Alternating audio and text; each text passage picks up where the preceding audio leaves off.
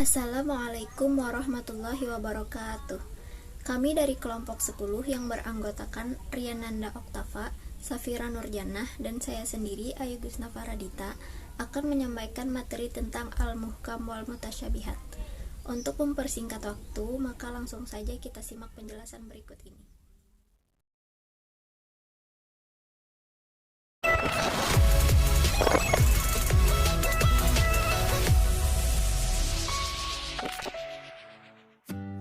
Pengertian muhkam wal mutasyabih. Muhkam secara bahasa berasal dari kata hakama. Kata hukma berarti memutuskan antara dua hal atau lebih perkara. Maka hakim adalah orang yang mencegah yang zalim dan memisahkan dua pihak yang sedang bertikai. Muhkam adalah sesuatu yang dikokohkan, jelas, fasih, dan membedakan antara yang hak dan batil.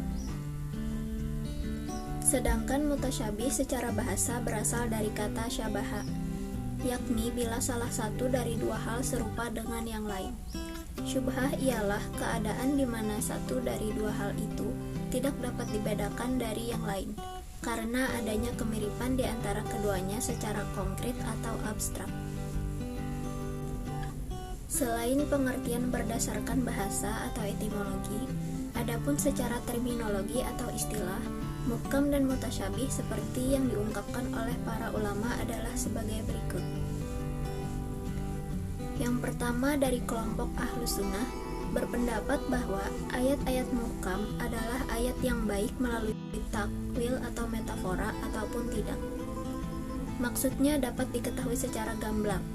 Sementara itu, ayat-ayat mutasyabih adalah ayat yang maksudnya hanya dapat diketahui oleh Allah, seperti saat kedatangan hari kiamat, keluarnya Dajjal, dan huruf-huruf muqatta'ah.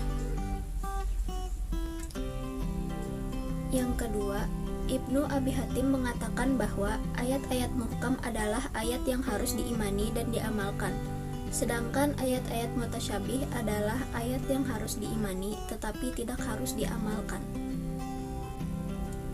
Yang ketiga, mayoritas ulama ahlul fikih yang berasal dari pendapat Ibnu Abbas mengatakan, lafaz muhkam adalah lafaz yang tidak bisa ditakwilkan, melainkan hanya satu arah atau segi saja. Sedangkan lafaz yang mutasyabih adalah lafaz yang bisa ditakwilkan dalam beberapa arah atau segi, karena masih samar.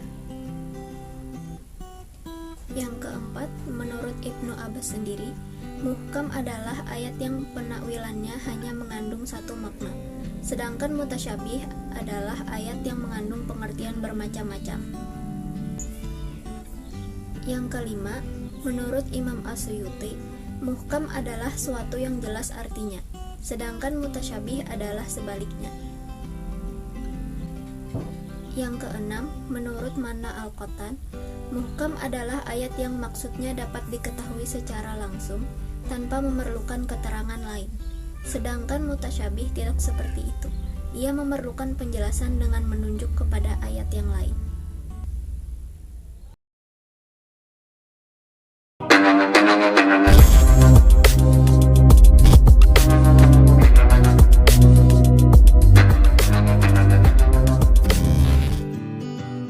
Pendapat dan sikap para ulama mengenai ayat muhkam dan mutasyabih.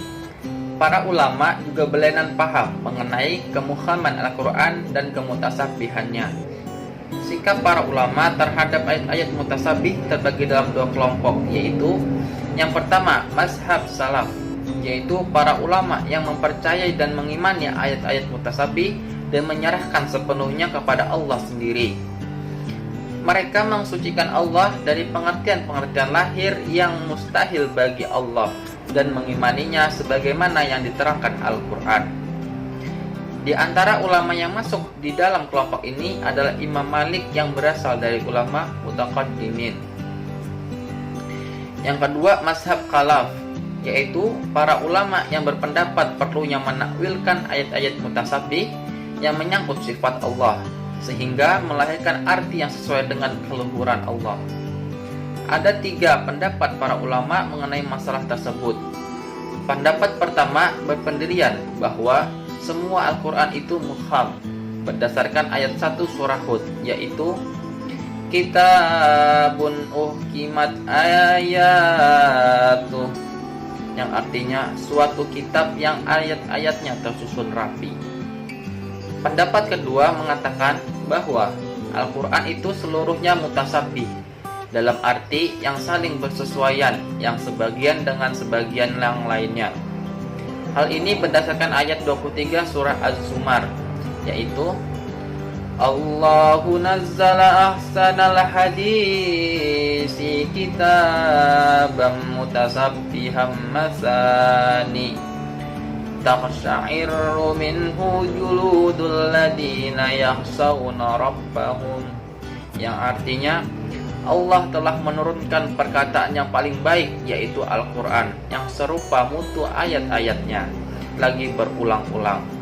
Gemetar karenanya kulit orang-orang yang takut kepada Tuhannya. Pendapat ketiga mengatakan bahwa Al-Quran itu terdiri dari dua bagian, yakni muhkam dan mutasabbih. Pendapat ini berdasarkan ayat 7 surah Al-Imran. Jika sepintas dilihat seolah-olah hanya pendapat ketiga yang benar dan sesuai dengan kenyataan yang ada dalam Al-Quran.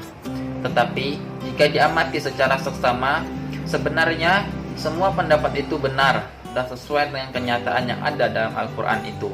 Sebab ketiga itu ada dalilnya dalam Al-Quran, dan semuanya juga benar cara istidhal masing-masing. Yang berbeda hanya orientasi pendapat masing-masing.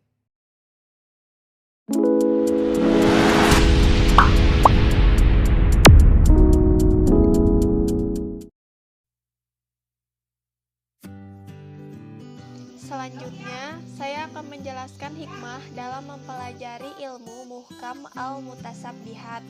Yang pertama, ayat ini mengharuskan upaya yang lebih banyak untuk mengungkapkan maksudnya, sehingga menambah pahala bagi yang mengkajinya. Yang kedua, ayat-ayat ini merupakan rahmat bagi manusia yang lemah yang tidak mampu mengetahui segala sesuatu. Ketika Tuhan menampakkan diri pada bukit, bukit itu akan hancur dan luluh. Nabi Musa jatuh pingsan. Lalu, bagaimana lagi jika Tuhan menampakkan zat dan hakikat dari sifatnya kepada manusia? Karena itu, Tuhan menyembunyikan pengetahuan tentang hari kiamat bagi manusia sebagai rahmat agar mereka tidak bermalas-malasan untuk menghadapinya. Yang ketiga, yaitu merupakan cobaan dan ujian bagi manusia, apakah mereka percaya atau tidak tentang hal gaib, berdasarkan berita yang disampaikan oleh orang-orang yang benar. Orang-orang yang mendapat hidayah akan meyakininya, sekalipun mereka tidak mengetahui perinciannya. Adapun orang-orang yang sesat akan mengingkarinya. Yang keempat, yaitu ayat-ayat ini menjadi dalil atas kelemahan dan kebodohan manusia. Bagaimanapun besar kesiapan dan banyak ilmunya, namun Tuhanlah yang mengetahui segalanya. Yang kelima, yaitu mendorong umat manusia agar lebih giat dalam memahami, menghayati, dan mengamalkan isi kandungan Al-Quran. Kelima, yaitu mempermudah orang menghafal dan memelihara Al-Quran, sebab setiap kalimat yang mengandung banyak penafsiran yang mengakibatkan kepada ketidakjelasan akan menunjukkan banyak makna yang lebih dari pengertian yang dipahami dalam kalimat asal. Keenam, terkandung ayat-ayat muhkam al-mutasabbihat dalam Al-Quran memaksa orang menggunakan argumen-argumen akal. Dengan demikian, ia bebas dari kegelapan taklid. Nah teman-teman, sekian penjelasan dari kami tentang pengertian dari ilmu muhkam al-mutasabbihat. Semoga dengan mengetahui ilmu ini memberikan semangat kepada kita untuk meresapi dan mendalami serta mempelajari Al-Quran, yang mana merupakan sumber hukum utama dalam Islam.